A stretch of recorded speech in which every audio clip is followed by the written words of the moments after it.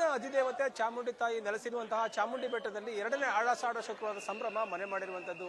ತಾಯಿಯ ದರ್ಶನ ಪಡ್ಕೊಳ್ಳೋದಕ್ಕೋಸ್ಕರವಾಗಿ ಸಾಕಷ್ಟು ಭಕ್ತರು ಈಗಾಗಲೇ 5:30ರಿಂದಲೇ ಕೂಡ ದರ್ಶನ ಪಡೆಯೋದಕ್ಕೆ ಕಾತುರರಾಗಿರುವಂತದ್ದು. ಲಕ್ಷ್ಮಿ ಅಲಂಕಾರದಲ್ಲಿ ಅಲಂಕಾರಗೊಂಡಿರುವಂತಹ ತಾಯಿ ಚಾಮುಂಡಿಯ ದರ್ಶನವನ್ನು ಪಡೆದು ಭಕ್ತರು ಪುನೀತರಾಗ್ತಾ ಇರುವಂತದ್ದು. ಈಗ ನೋಡಬಹುದು, ನಾವೀಗ ತಾಯಿ ಚಾಮುಂಡಿ ನೆಲೆಸಿರುವಂತಹ ಚಾಮುಂಡಿ ಬೆಟ್ಟದಲ್ಲಿ ನಾವಿದ್ದೇವೆ. ತಾಯಿ ಚಾಮುಂಡಿಗೆ ಈ ಬಾರಿ ಅಂದ್ರೆ ಹೊಸದಾಗಿ ಏನು ಹೂವಿನ ಅಲಂಕಾರದಲ್ಲಿ ತಾಯಿ ಕಂಗೊಳಿಸುವಂತೆ ಮಾಡಿರುವಂತದ್ದು. 2ನೇ ಆಷಾಢ ಶುಕ್ರವಾರದ ಸಂಭ್ರಮ ಮನೆ ಮಾಡಿರುವಂತದ್ದು. ಸಾಕಷ್ಟು ಭಕ್ತಾದಿಗಳು ತಾಯಿಯ ದರ್ಶನವನ್ನು ಪಡೆದಕ್ಕೋಸ್ಕರವಾಗಿ ಸುಮಾರು ಬೆಳಗಿನ ಜಾವ 5:30ರಿಂದಲೂ ಕೂಡ ಸರದಿ ಸಾಲಿನಲ್ಲಿ ನಿಂತು ತಾಯಿಯ ದರ್ಶನವನ್ನು ಪಡ್ಕೊಳ್ತಾ ಇರುವಂತದ್ದು.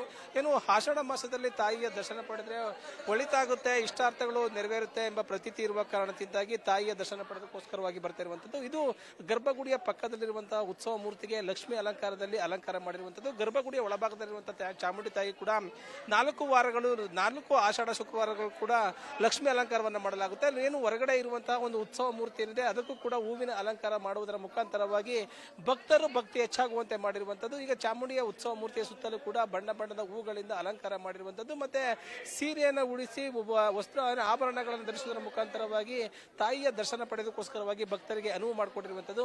ಚಾಮುಂಡಿ ಬೆಟ್ಟದಲ್ಲಿ ತಾಯಿಯ ಅಂದ್ರೆ ಆಷಾಢ ಮಾಸದಲ್ಲಿ ತಾಯಿಯ ದರ್ಶನ ಪಡೆದರೆ ಒಳಿತಾಗುತ್ತೆ ಎಂಬ ಪ್ರತೀತಿ ಇರುವ ಕಾರಣದಿಂದಾಗಿ ಸಾಕಷ್ಟು ಭಕ್ತರು ದರ್ಶನ ಪಡೆದಕ್ಕೋಸ್ಕರವಾಗಿ ಬರ್ತಾ ಇರುವಂತದ್ದು. ಈಗಾಗಲೇ ಸುಮಾರು 3:30ರಿಂದಲೂ ಕೂಡ ತಾಯಿಗೆ ಗರ್ಭಗುಡಿಯ ಒಳಭಾಗದಲ್ಲಿ ಹಲವಾರು ಪೂಜಾ ಕೈಂಕರ್ಯಗಳು ವಿಧಿವಿಧಾನಗಳು ಆರಂಭವಾಗಿರುವಂತದ್ದು. ಪೂಜಾ ಕೈಂಕರ್ಯಗಳ ಜೊತೆಯಾಗಿ ಕೂಡ ತಾಯಿಯ ದರ್ಶನ ಪಡೆದಕ್ಕೋಸ್ಕರ ಭಕ್ತರಿಗೆ ಅನುವು ಮಾಡಿಕೊಟ್ಟಿರುವಂತದ್ದು.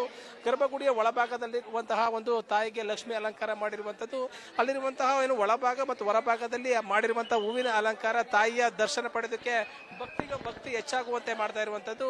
ಈಗಾಗಲೇ ಸಾಕಷ್ಟು ಭಕ್ತಾದಿಗಳು ಅಂದ್ರೆ ಮೊದಲ ಶುಕ್ರವಾರ ಬಂದಿಲ್ಲದಿರತಕ್ಕಂತಹ ಭಕ್ತಾದಿಗಳು ತಾಯಿಯ ದರ್ಶನ ಪಡೆದಕ್ಕೋಸ್ಕರವಾಗಿ ಸರದಿ ಸಾಲಿನಲ್ಲಿ ನಿಂತು ಬಂದು ಇಲ್ಲಿ ದರ್ಶನವನ್ನ ಪಡ್ಕೊಳ್ತಾ ಇದ್ದಾರೆ.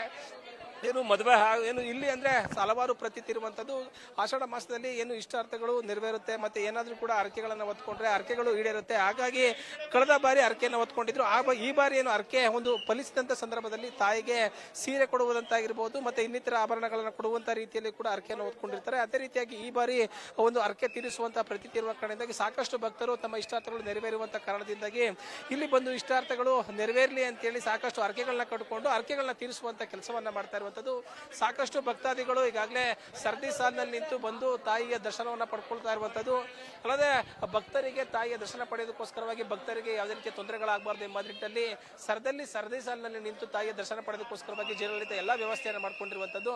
ಅಲ್ಲದೆ ಪ್ರತ್ಯೇಕವಾಗಿ 2,000 ಟಿಕೆಟ್ ಆಗಿರ್ಬೋದು, ಮತ್ತೆ ಧರ್ಮ ದರ್ಶನ ಮಾಡೋದಕ್ಕೋಸ್ಕರವಾಗಿ ಪ್ರತ್ಯೇಕವಾಗಿ ಒಂದು ಸರದಿ ಸಾಲನ್ನ ಮಾಡಿರುವಂತದ್ದು.